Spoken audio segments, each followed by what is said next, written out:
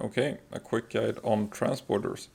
So transporters use two different speeds. They have the transport speed and the run speed. The run speed to go get an item, and then the transport speed when they're carrying the item. Each level of transport also increases how much they can carry. Like they go from 2, 5, 10, 20, and 40.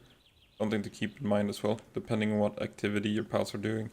It might be better to use a lower level transporting pal with faster movement speed, like for some plantations and ranches and Hexalite mining, stuff like that. So now with the new applied technique books, you can increase the transporting speed up to 5 for any pal. So it's a bit interesting to look at the average speed of pals again. So I'm just going to start by showing what I mean with these transport speeds. I think Orsurk is the most obvious example.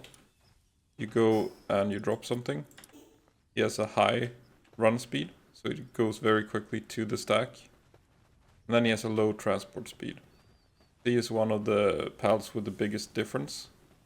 That's pretty easy to see that it's not the same stat. So it's a slow walk there and a fast walk there. Then you can calculate the average transport speed for these pals. And then something to keep in mind is that it will vary a bit with base layout. Like if you have the chest right next to a stone pit, the pal will just stand and transport, the move speed doesn't matter at all. If you have a lot of spread out ranches and one central refrigerator, move speed is very important. So that's how the run speed and walk speed work. Then I'm going to show Mimog, which seemed to be the highest average transport speed.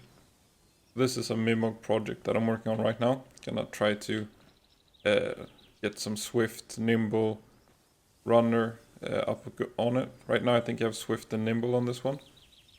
So it becomes quite fast. So you can see very fast at moving there. Then a little bit slower, but still pretty fast. It's still a fast run speed, or transport speed rather, back.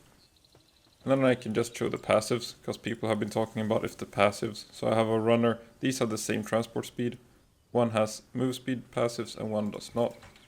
I'm just going to show that the passives work on both ways. Let's move a little bit further.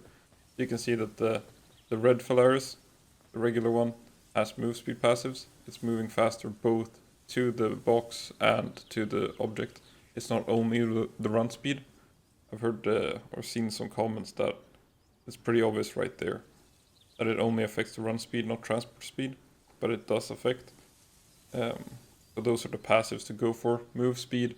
If the pal does not have Nocturnal, you probably want Nocturnal on it.